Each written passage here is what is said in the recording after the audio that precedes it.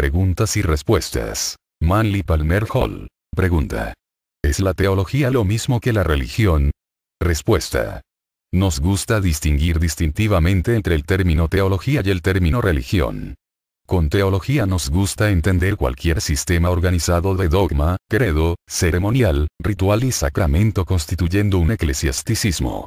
Con religión nos gusta entender el impulso interno del hombre de venerar lo bello, servir lo bueno y ver a Dios en todas las cosas. Cuando una religión es cristalizada y se organiza en una secta y se divide de las creencias de otros hombres, se convierte en teología. Los grandes maestros del mundo trajeron revelaciones filosóficas y religiosas que gradualmente fueron instituidas y establecidas como sistemas teológicos. El hombre es naturalmente un animal religioso, pero es un animal teológico únicamente por herencia y ambiente. Solo existe una religión en el mundo, pero hay muchas teologías que han surgido como organizaciones competitivas, cada una afirmando ser más santa que la otra. Tomemos como ejemplo al cristianismo. La religión cristiana consiste en 2 mandamientos: amar a Dios y amarse el uno al otro. El simple vivir de estos 2 mandamientos constituye el cristianismo como religión. En los últimos 1900 años, cientos de sectas han surgido, muchas de ellas grandemente complicadas y teniendo elaborados sistemas y estatutos de observancias. Hoy día tenemos sobre 200 sectas en la cristiandad, todas más o menos competitivas y grandemente divididas. Estas son teologías. Al grado que la revelación espiritual sea complicada y dividida, a ese grado se convierte teológica. Al grado que permanezca simple y unida, a ese grado se mantiene religiosa. Pregunta. Tenemos una hija de 3 años. ¿Qué entrenamiento religioso recomiendas? Respuesta. Niños pequeños, demasiados jóvenes para entender alguna verdad filosófica de la vida, se les enseña mejor mediante el bello ejemplo del vivir ilustrado en el hogar. A medida que la niña avance en edad, se le puede enseñar que la religión significa, en primer lugar, vivir bella y noblemente, y que una vida bella es la ofrenda más aceptable al Dios de la verdad y belleza que mora en todas las partes del universo. Bajo las condiciones existentes, recomendaríamos que la educación espiritual de la niña permanezca como el sagrado deber de los padres, puesto que no hay organización en la actualidad que se compare con la influencia paterna iluminada. A medida que la niña avance en edad, también se le debería enseñar que la religión es una relación interna entre la persona en sí y el espíritu que mora en su propio corazón. Ningún entrenamiento sectario especial debería ser impartido a la niña. Si en el futuro, la niña, en su desarrollo ha cultivado un juicio maduro, elige afiliarse con algún movimiento religioso, esa decisión debería resultar de dicho juicio y no de la influencia paterna. Es una tragedia establecer la mente infantil en una rutina teológica antes que tenga suficiente individualidad para resistir esta influencia y elegir su propio curso. Pregunta. ¿Es posible reconciliar la idea de un Dios personal con la de un Dios impersonal? Respuesta. La respuesta a esta pregunta es en gran medida una cuestión de punto de vista. La creación es Dios personalizado. Dios es la creación impersonalizada. Si con un Dios personal te refieres a un anciano con bigote sentado en un trono de oro, entonces tal concepto es irreconciliable con la filosofía, puesto que para los filósofos dicho concepto de la deidad es puramente idólatra. Un ídolo puede existir en la mente tal y como puede existir en madera o piedra. La idolatría es la personalización de principios universales. El Dios impersonal de los sabios es aquel bien soberano, inconcebible e inmensurable, que habita en todo, vivifica y soporta todas las cosas, anima toda la existencia, y, en términos de la metafísica brahmánica, se extiende a la misma circunferencia del espacio. La justicia es impersonal, la verdad es impersonal, la ley es impersonal, la virtud es impersonal. Todos los grandes y nobles instantes que elevan al hombre a las alturas del logro universal son impersonales. La supervivencia universal depende de la impersonalidad de la vasta causa que soporta el esquema completo de la vida. Sin embargo, el Dios impersonal no está distante. De hecho, es mucho más íntimo de lo que una divinidad personal jamás podría ser. El Dios de la filosofía no está en alguna parte, está en todas partes. En un determinado momento del desarrollo humano, el hombre llega a la realización de la insuficiencia e inconsistencia de un Dios personal. La mente luego exige un agente impersonal en la base de la acción. No es el propósito de la filosofía reconciliar el concepto de un Dios personal e impersonal. Únicamente el crecimiento, desarrollo, y desenvolvimiento dentro del individuo puede resultar en el estado mental en el cual la divinidad personal se desvanece y la conciencia descubre aquel vasto y todo suficiente espíritu que habita en la estrella y en el grano de arena. Pregunta. ¿Puede la ciencia ser reconciliada con la religión? Respuesta. La ciencia y la religión fueron idénticas en su origen, están divididas en sus estados actuales y serán nuevamente unidas para volverse igual en su máximo. La religión se centra en los valores morales de la existencia, la ciencia en los valores físicos de la existencia. Cada valor físico es el resultado de un impulso moral. El espíritu divino de la religión creó el mundo material de la ciencia. En el último análisis, no hay una clara línea de demarcación donde Dios termina y la naturaleza comienza. La divinidad en sí misma es espíritu. La divinidad en forma es la naturaleza. La religión se ha cristalizado en instituciones teológicas que se mantienen en gran medida mediante la magnificación de puntos de diferencia. La ciencia ha sido cristalizada en instituciones que se han aislado de las artes y la ética de la raza, y han dedicado su tiempo y esfuerzo a la exploración y clasificación de fenómenos materiales. Probablemente, pasará mucho tiempo antes que la Iglesia y el laboratorio reconozcan que son esencialmente idénticos. Por consiguiente, la única manera que podemos reconciliar la ciencia y la religión en la actualidad es en la naturaleza del hombre iluminado.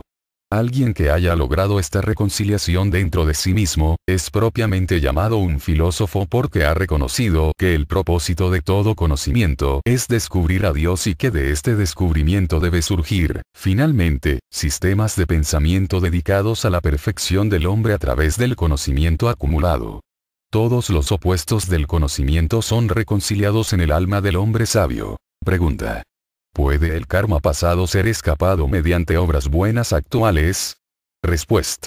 Según la sabiduría antigua, aquello que está hecho no puede ser deshecho. Ningún sistema filosófico merecedor del nombre caería en la falacia de la expiación vicaria. El sistema de contabilidad de la naturaleza no tiene lugar para borraduras. El motivo detrás de buenas obras actuales nunca debería ser escapar el karma pasado, sino prevenir hacer más karma perjudicial. Un individuo cuya vida está llena de esfuerzo para mejorar el carácter e incrementar la medida de la acción meritoria, está estableciendo una sólida base filosófica de bienestar que será disfrutada en futuras existencias. Esto explica un misterio que confunde a muchos estudiantes. Una persona dirá, toda mi vida he hecho el bien a los demás y toda mi vida he sufrido mala fortuna. ¿Dónde está la honestidad e integridad de la naturaleza? Traemos con nosotros de existencias pasadas karma que ha de ser vivido. Así como hemos herido, de la misma manera hemos de sufrir. Hoy estamos creando karma para mañana, y si nuestra vida presente está dedicada al pensamiento y al vivir ilustrado, somos más propensos a disfrutar sus resultados en una existencia futura que en esta.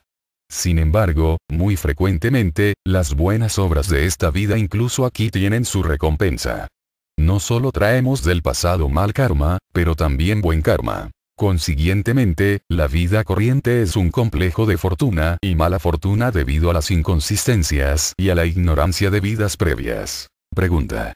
¿Cuál es el propósito del bautismo? Respuesta. El sacramento del bautismo descendió a la cristiandad de los antiguos misterios paganos, donde fue originalmente un símbolo de la purificación a través del agua o de la limpieza del cuerpo antes de la entrada a un lugar santo. En los misterios del tabernáculo de los judíos, había una fuente de purificación en el atrio donde los sacerdotes se bañaban antes de colocarse las vestiduras de santidad. Hasta hoy día incluso, las mezquitas mahometanas tienen en sus atrios grandes tanques de agua similares a una piscina donde el fiel debe lavarse los pies antes de participar en los servicios. Los egipcios reconocían dos bautismos simbólicos. El primero de agua, simbolizando la purificación del cuerpo a través de estrictas observancias y regeneración física. El segundo de fuego, simbolizando la iluminación del espíritu o el descenso de la conciencia. Estos bautismos son mencionados en los evangelios. El bautismo es un sacramento puramente simbólico, un recordatorio constante de que solo los puros y los limpios son merecedores de entrar en el conocimiento de Dios. La aceptación literal del bautismo como un método de lavar el pecado original, es puramente teológica. El pecado original es la ignorancia que ha de ser lavada, o el cuerpo purificado de ella, mediante las disciplinas de la sabiduría. La verdad purifica la vida y cualifica a quien la posee para entrar en el santuario interior del templo del misterio. Todos los sacramentos son igualmente simbólicos, teniendo ninguna virtud aparte de la línea de acción que insinúan. El bautismo siempre debería ser considerado como un sacramento de autopurificación mediante el recto pensar, sentir y actuar. Pregunta. ¿Le aconsejarías a un hombre que no pueda progresar espiritualmente entre una población corrupta y malvada abandonar la civilización? Respuesta. No es posible para una persona escaparse de la vida. Hay una antigua fábula árabe de un hombre que buscaba escaparse de los males de la existencia para luego descubrir que sus sombras lo seguían a las partes más distantes de la tierra. Finalmente aprendió que esta sombra era su propio cuerpo y que el único mal que ningún hombre puede escapar es a sí mismo. La filosofía no aconseja a los buscadores de la verdad escaparse de la experiencia, sino más bien utilizar la sabiduría para enfrentar la experiencia de manera más inteligente. Esta época agitadora y difícil en la cual vivimos es importante para el crecimiento anímico de cada individuo. La filosofía no es meramente estudiar libros o pensar bellos pensamientos. La filosofía es vivir bien en un mundo que pone a prueba la capacidad del individuo de vivir bien. La vida misma es una iniciación al santuario del misterio divino. Así como los neófitos de antaño eran puestos a prueba en cuanto a su coraje e integridad, y sabiduría, del mismo modo el buscador de la verdad moderno es puesto a prueba por la adversidad de la vida. Un individuo que no puede lograr donde está, no puede lograr en ningún otro lugar. El logro es una fuerza interna, elevándose de manera segura y suficiente. La fuerza proviene de la acción y la adversidad. Los años venideros serán años difíciles. El acero del alma humana es templado por la llama del sufrimiento. Pregunta. ¿Cómo puede una persona inerte hacerse útil a los 50? Ahora que entiendo las cosas mejor, quiero ser útil. Respuesta. Lo primero que tienes que hacer es olvidarte que tienes 50. Recuerda que eres un ser eterno. Que antes que el mundo existiera tú eras, y que después que el mundo acabe seguirás siendo. El tiempo es una ilusión y la grandeza se eleva más allá del tiempo. Muchos de los más grandes hombres y mujeres del mundo lograron muy poco, o nada, antes de los 50. Cuando se piensa en el logro en términos filosóficos, se piensa en algo que trasciende el tiempo y lugar y se convierte parte de un plan de acción cósmico, extendiéndose a través de cientos de vidas. Examínate a ti mismo. ¿Qué has aprendido en los últimos 50 años de tu vida actual? ¿Qué sabes que otros deberían saber? ¿Qué puedes hacer que necesita ser hecho? Recuerda que en el arte de los constructores del templo, todos empezamos como aprendices. Nuestra primera tarea siempre ha de ser algo pequeño y relativamente insignificante. El inicio de la sabiduría es hacerlo inmediato. Puede ser que aún necesites dedicar tiempo a la perfección de tu disposición y al dominio del temperamento y la actitud. Puede ser que aún tengas responsabilidades hacia otros en tu entorno que todavía no han sido cumplidas. El ejemplo de lo que has logrado y lo que la filosofía ha hecho para ti, podría ser una gran inspiración para aquellos con los que entres en contacto. Piensa nobles pensamientos, sueña bellos sueños, labora constructivamente día a día y cuando estés preparado para un logro más grande, el trabajo que tendrás que hacer llegará a ti. El universo siempre tiene trabajo para aquellos que están cualificados para llevarlos a cabo. Pregunta. ¿Es posible separar la espiritualidad y la sabiduría? Es decir, ¿puede una persona ser espiritualmente perfecta y aún así no poseer todo el conocimiento? Respuesta. Del mismo modo que no es posible prevenir que una causa produzca su efecto, no es posible separar la espiritualidad de la sabiduría. La espiritualidad de verdad significa que el individuo vive o existe al nivel de su naturaleza espiritual o está poseído por la divinidad dentro de él. La divinidad no puede tener ignorancia dentro de ella misma. Dios no carece de nada. Por consiguiente, la sabiduría es una correlación inevitable del desarrollo espiritual completo. La dificultad que ha surgido y causa esta pregunta se encuentra en el malentendido sobre la naturaleza de la espiritualidad. Se nos asegura en las escrituras que no hay siquiera uno perfecto.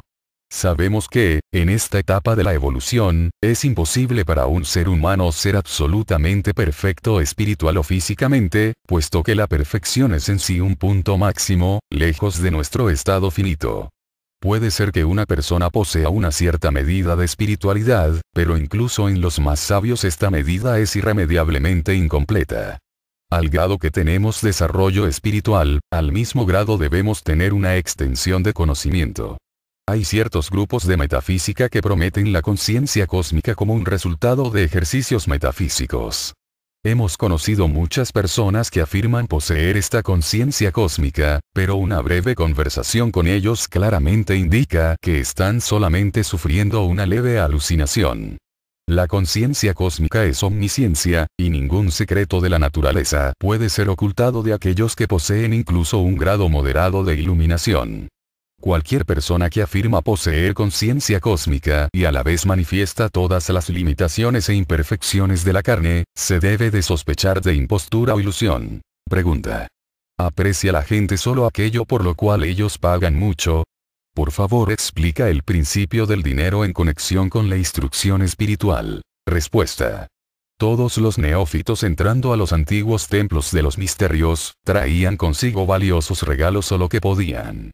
No porque los regalos en sí eran considerados como pago para la instrucción, sino porque solo el individuo que estaba dispuesto a sacrificar lo mejor que tenía por aquello que él deseaba saber, era merecedor de la instrucción.